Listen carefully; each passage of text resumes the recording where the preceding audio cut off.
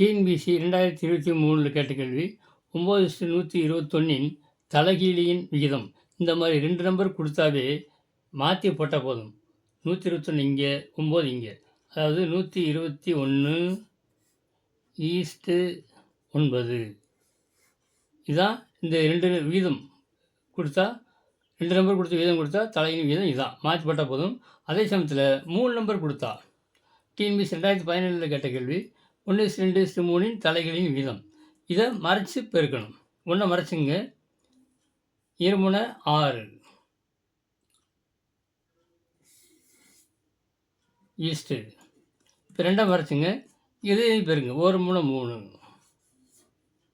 East. இப்போ 3 மறைச்சுங்க. 1 2 இதான் answer. இதே மாதிரி 5:6:7 தலைகீழின் விகிதத்தை கமெண்ட் பாக்ஸில் தெரிவிக்கவும். நன்றி.